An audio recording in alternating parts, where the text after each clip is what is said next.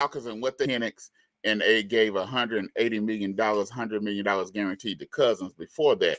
But hey, think about this. You got Cousins coming off an Achilles injury. You don't know what he's going to do. You don't know if he can play at the beginning of the season, if he can't play at the beginning of the season. You don't know what's happening. And then if he's any good, then you did a good thing by picking up Penix because you're not going to have a high draft pick anyhow. But Cousins, 36 years old. He got $100 million. Why y'all feeling bad for Cousins? Come on. Atlanta Falcons, y'all take care of y'all team. Bump what everybody else say. Y'all know what y'all need to do. Just a doggone minute. Peace. Let's get it! Match up for the week, here's the scoop. Your boy Drone keep getting the loot. Underdog, who will prevail? Stay tuned, Drone about to tell.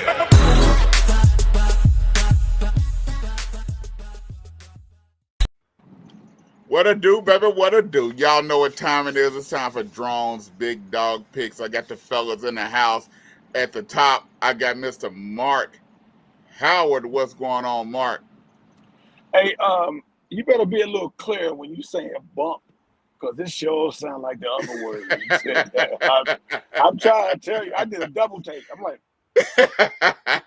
okay, I'll make sure I could. Well, and then we got the resident wannabe genius that claim he knows sports down at the bottom, Mr. Vance Bradford. What's going on, Vance? I want to welcome my two favorite Cowboy fans. So glad y'all showed up today, and we got one. I know you're gonna give him some love. Missing in action when we get to yeah. We got Mr. Fieldtown. But hey, as I said at the beginning, and Drone's Big Dog Picks, everybody tripping about the Atlanta Falcons and what they did by picking up Penix. I don't have a problem with what they did. To me, I thought it was a good move. And right now, you have these owners. They can care less about having to give up their money. They trying to win these. They trying to win these games. You got the Denver Broncos. They was in the hole by giving up Wilson. They was paid his salary for the Pittsburgh Steelers just to get rid of him. Dallas, they ain't worried about it. They not trying to do nothing with Dak right now. These teams are not carrying Philadelphia Eagles. They got rid of Wentz and they still owed him money. Hey, I ain't got no problem with it. Cousins coming off an Achilles injury. You don't know what he is. To me, they were dumb for giving Cousins the money in the first place. But hey, you got to do what you got to do for your team. What do you think? What you say, Marc? And nobody really cares that much about it. That still should top the news, but it doesn't top whatever the Cowboys do. Everybody's still worried about what we draft and what we do, and it doesn't make any sense. I get it. It was a surprising pick. It was, and I guess the thought was the problem was you need better quarterback play, and you got that seemingly with Kirk Cousins. It would seem to make sense that they would continue to build some other skill players and linemen. They had a good defense. Although they're good with the skill players, probably a little bit better defensive, and maybe another skill player to build and give those extra weapons, give all the weapons you can to Kirk Cousins, and especially that first round pick, and being so high. That was number 8. And you take another quarterback. So that I get it. It deserves to be perplexing. But at the end of the day, hey, tell them don't worry about it. Don't worry about what we do. I understand it's high, but Penix was high on their board from my understanding anyway, and they didn't think he was going to be there. And all of a sudden, nobody traded up to get him. So obviously, they didn't think anybody else was good enough for that 8th pick. Right. So they did what they did. Did Atlanta have another pick? I'm sorry. Did Atlanta have another first round pick, or did you have one first round pick? That's it. That's it. Okay, so Penix was not going to be. Penix was not going to be there in the second round. So it was either get him or not. But I would say, I would have. I'm not lying. I would say I'm building around Kirk Cousins. I paid to bring him in. We're trying to win now. But it's not my team. What you say, Vance? I'm okay. First of all, I'm kind of confused, man. Well, Who we is know that. upset? Is it the fans is upset? Kirk is upset because they picked Penix. Who's upset? Kirk was befuddled at the beginning, but then he ended up calling Penix. But you got media, they tripping. You got the people talking about why they made that pick. That was a So are they stupid pick. feeling that Penix they should have got someone better? That they needed to fill that position better, differently? Well, hold on. No, Why are you they're talking asking us about did you need to questions? get Because I'm confused why because why they tripping off my man Penix is being drafted. Because first of all, have you seen all of just last year? How many backups playing? How many quarterback starters is going out? They had over 65 different starters And last year. who just got coming? And who is and the quarterback we talking about is just coming back from an injury. So anyway, so man, woo, white folks kill me, man. Oh Well, man, well, I mean, I think it they ain't just kill me, white man. folks because the black Cajuns folks and no black ones tripping perspective. too. But the thing But is, but No, but they ain't. No, but they but shouldn't. but but but now the black one, oh yeah, the black ones are tripping too.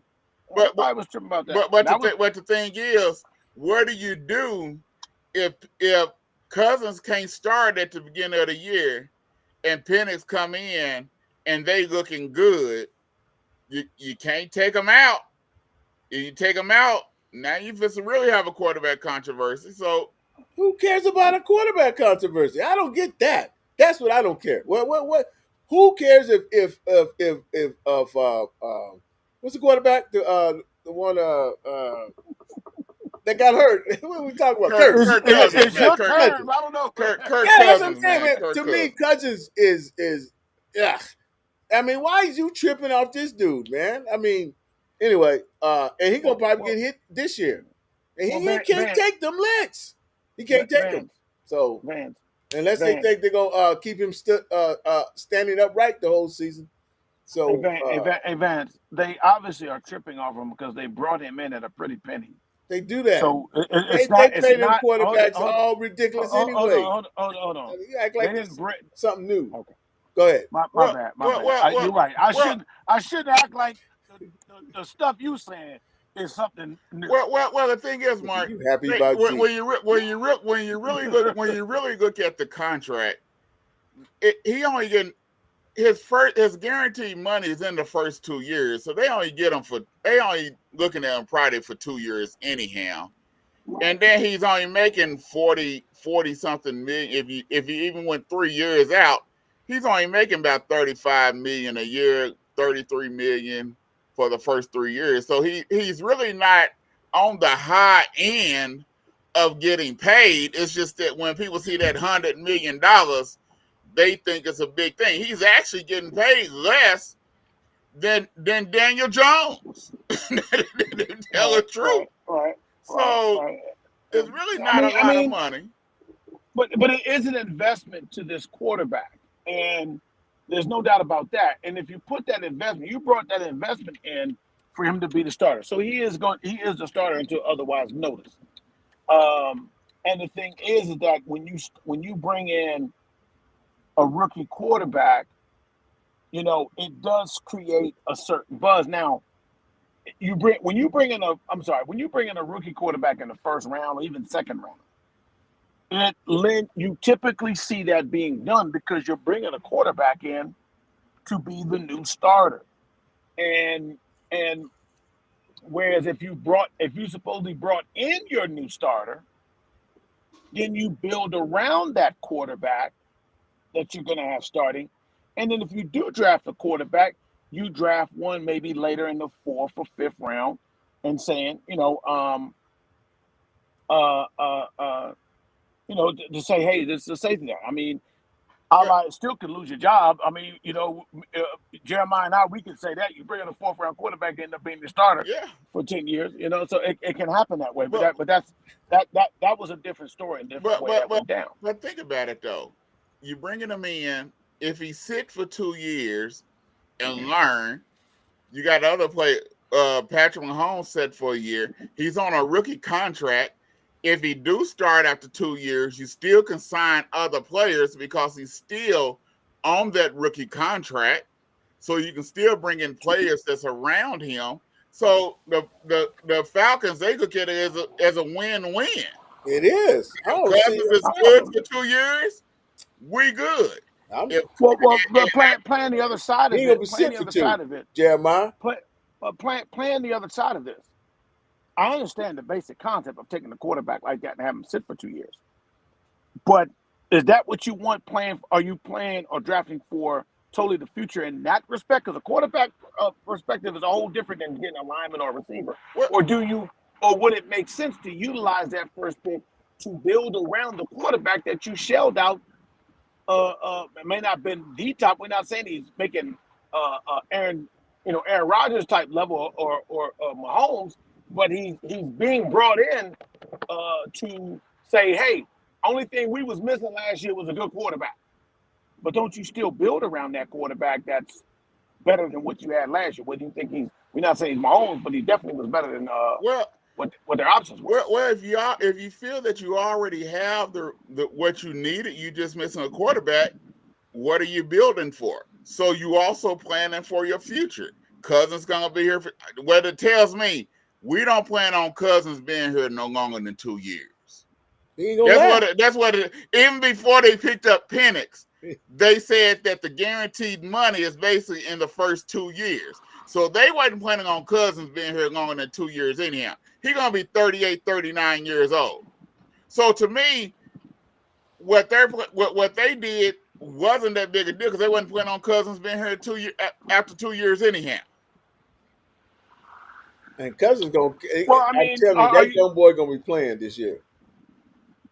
Are you saying that you really thinking that they're saying we don't plan on having him for 2 years, or we're going to see in 2 years what he does and then see what our next move is from there? Either way.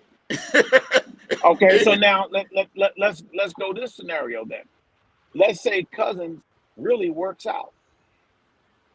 Are you gonna give a Cousins who Cousins ain't a Rodgers? I'm not a big Rodgers fan, but he's not a Rodgers, he's not a Brady. Are you supposed to give a 39-year-old Cousins an extended contract of 40-something, 50-something $million at 38, 39 years old? If all Cousins can do is take you to the first round of the playoffs, and shut up, Vance, because I know what you're thinking. All Cousins can do is take you to the first round of the playoff.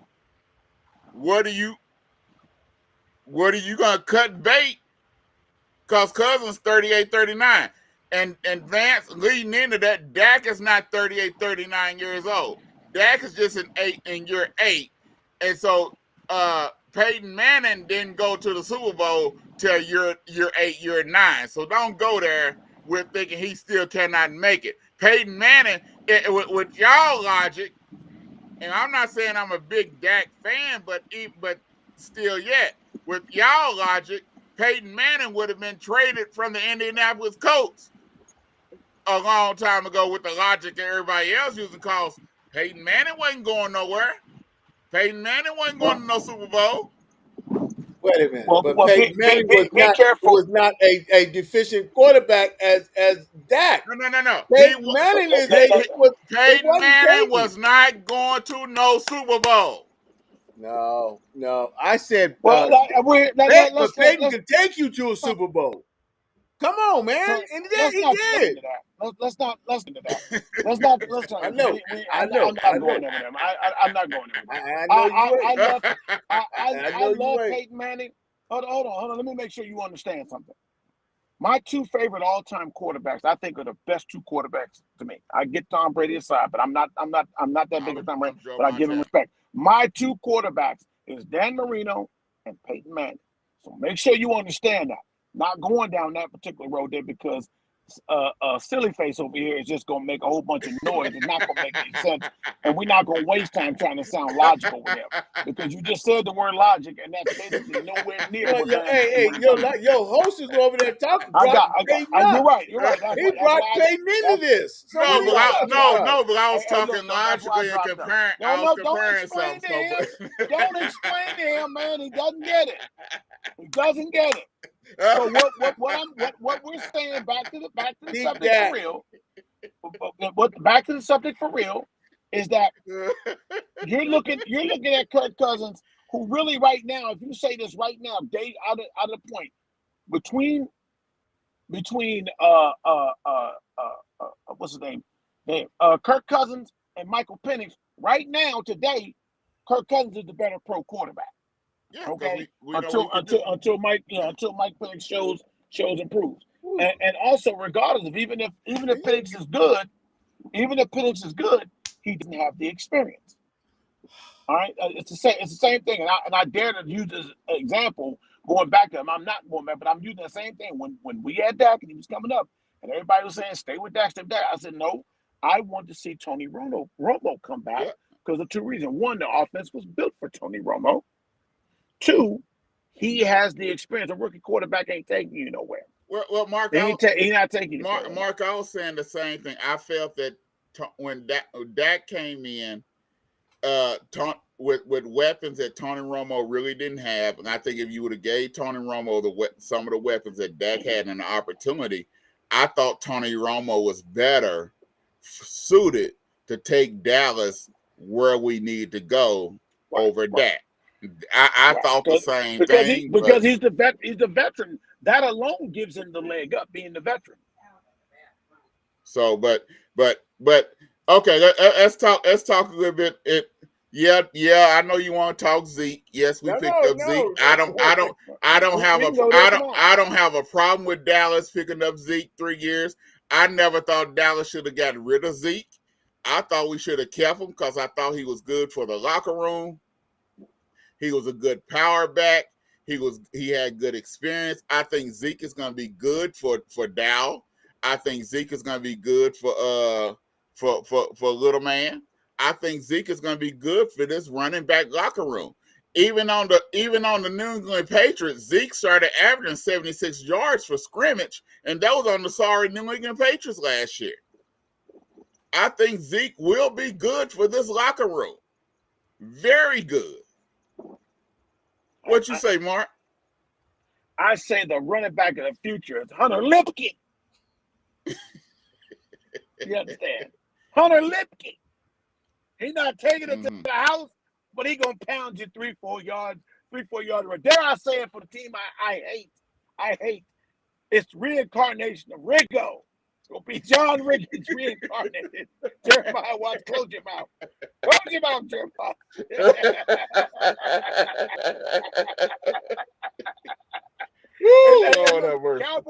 Cowboy fan and Washington, whatever you want to call it, Commander. Don't get me wrong. A little history about Mark Howard. All through the 80s, that Joe Gibbs era, I witnessed that stuff firsthand, Jeremiah, because I used to be at those games, because I used to sell Cokes as a vendor when I was a kid at RFK Stadium. So I watched it. I heard that horn. Whenever John Riggins scored a touchdown, it was ring. It was all that. I hated every second of it. And if Hunter Lipke can give me that kind of production in a Dallas Cowboy uniform, I'm cool. That's what I think. No, Ezekiel, seriously though, I get bringing back Ezekiel. Ezekiel Elliott is not. When people look at Ezekiel Elliott is not the running back that's going to take it to the house like he did his first few years. But he still, he played well at New England with a crappy line. He played well, and he's a pro. That's what people don't have. He's a pro. He got screwed on that suspension that what's his face did. I mean, there may be something we don't know. It's never come out about it. Usually stuff like that comes out at some point about what really went down for why they went ahead and suspended him. But as a player, he's a pro, and that's what you need. And the running back tail, goes all. Everybody goes, oh, they should have got Derrick Henry. Yeah. Now we go back to talking like Atlanta. Let them do what they do. Dallas has done what they needed in this draft. Have it been flashy? No. Has it been groundbreaking? No. But have it been worthy? Have people been talking about it? Yeah. They talking about Dallas mean, more than they talking about the one that's making the flashy moves. right? They always do that. We got Because to be honest with you, we got two linebackers. The dude from Notre Dame is a nice linebacker. We got also another linebacker that's been in Zimmerman's defense Cooper, before. Yep. Cooper, We got linemen, which we needed some linemen. Guyton is a nice little lineman. He's hard nosed. He's a good pass blocker. So we got linemen. He can go. He's all around. He can run block too. He can either move into at the guard spot, and you can move Tyler to the tackle because Tyler's played the tackle before. So he's interchangeable. So we got someone also that can come in and play the center spot that's interchangeable. We got what we needed. What we were looking for, we got. Got what we needed. You know, I mean, didn't take any heavy risks. Getting Zeke is a lot more than just a run for. I mean, it's about run productivity. They wouldn't have got him if they didn't think he could give you some productivity as a running back. Let's let Vance say what he got to say. He's licking his lips. He's tempted to say, "Go ahead." So let's hear the hater. Let's hear the hater. Go ahead. I'm not hating. I'm just. Yes, you are. I'm truly amazed how you two can sit up there and just. I mean, you guys are you. I guess this is probably one of the better times of the year for you because you got hope. You always, every year, you get hope. No, Man. it's called How are talking. you? Wait a minute. Jeremiah, let him go. Yes, I listened to you guys. I mean, you let the world hear this, but y'all trying to tell us about the Dallas Cowboys. They're nothing. They're garbage, straight garbage. That's what they are. They will, and you bringing back Zeke Elliott. You pass, like you say, you pass on running backs like Derrick Henry. But you're going to bring back Zeke again so you can be, just okay. Jerry Jones is playing y'all. Y'all owner is playing y'all. And you guys have accepted that. You have accepted, okay, now it's about maybe trying to win, get out the second round. Can we get it? Can we try again? Try to get out the second round. Dallas Cowboys, and as long as you got Dak, as long as you got what's the man? Your number one receiver, CeeDee Lamb. As long as you got CeeDee Lamb as y'all's number one receiver, if you don't get nobody that's is equal or better than him, y'all ain't going nowhere. Y'all ain't going nowhere, man. Y'all are just participants. And we talk about it because y'all praise y'all master, y'all owner. And he is an owner. He is the epitome of an owner. Hold on, time out. Now, you have not heard me and Mark not one time y'all love Jerry. You love the Cowboys. Mention his name. You love the Cowboys. That's Jerry. Jerry Jones is Cowboys. The damn show ain't backing them guys on the field. Jeremiah, they don't take over Jerry Jones. Jerry Jones is the Cowboys. Listen, Jeremiah. You hear what he's talking about. This is the talk of someone that, as we know, knows I nothing can't talk about Zeke doing anything. Knows nothing what Dak does. In that sense. You see what Dak does. He has no understanding of sports whatsoever. Y'all draft great linebackers every year, and what they do? Really? Y'all do. Y'all drive it. So great again, linebackers every year. What happens? What happens, Mark? What happens? He knows nothing of what he's talking about. How? Because we hear the same year after year. You're talking about the same thing. I'm sorry. You're talking about the same thing. He knows nothing what he's talking about. He just makes these particular statements. What have the Cowboys done, Mark? Then what have they done? What have they won? I'm gonna address something because now it becomes this slave master thing about Jerry Jones. I get what Jerry Jones said as far as taking the knee. I get it. And of course, Jerry Jones was truly the only owner that was all about standing for the national anthem and didn't want nobody taking a knee. Obviously, it definitely wasn't San Francisco that didn't have a problem with it. That's where it all started. But no, they didn't have a problem. And now all these other teams that colluded together to blackball one player. But hey, no, it was Jerry Jones. Jerry Jones called San Francisco and said, "What are you doing? He's taking a knee. Kick him off the team. You guys don't have to vote. None of y'all pick up Colin Kaepernick." The other owners did nothing. They're all good. Oh, we really care about what he said. Well, Jerry Jones told us not to. Excuse me. Damn, I jumped to something. Jerry Jones told us not to. He probably did. And we didn't. Yeah. So when we talk that English, we're not even talking sports now.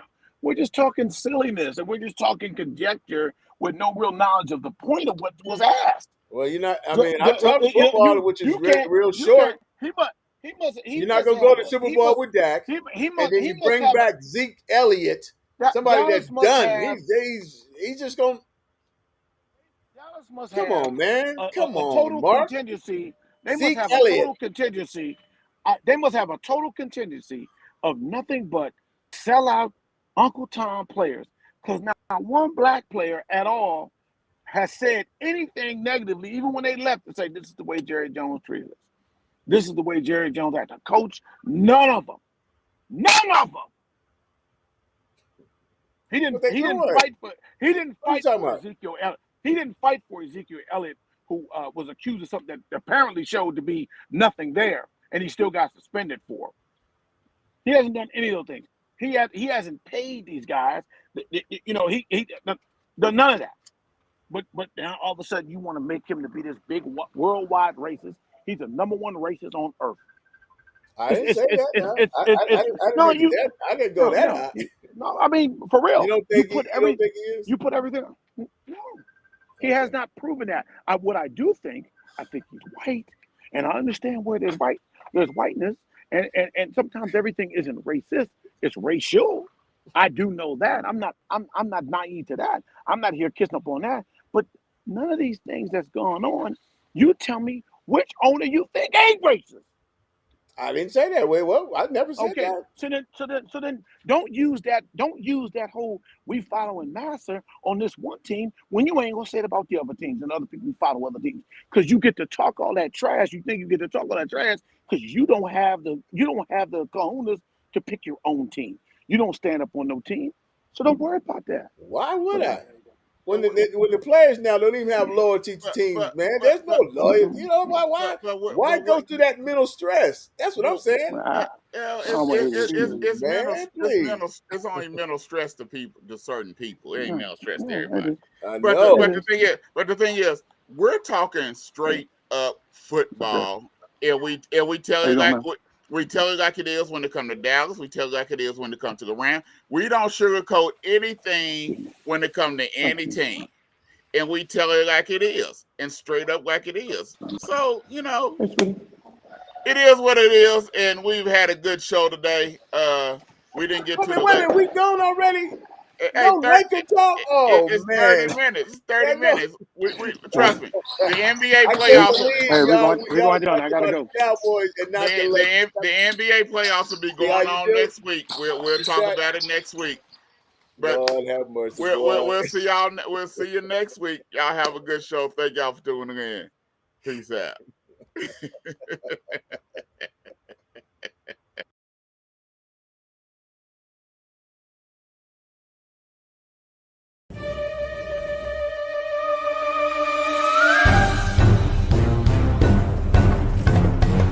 These my peepers right here. Some of them gonna be with me when I'm looking for the perfect sandwich. What bruh man gonna be doing?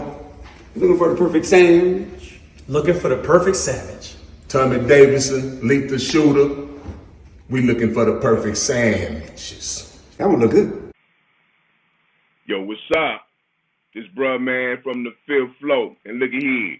I'm searching for the perfect sandwich.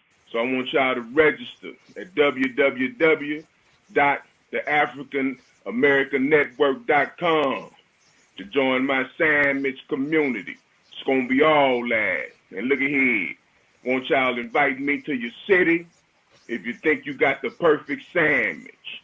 And I ain't talking about no served sandwiches either. Peace.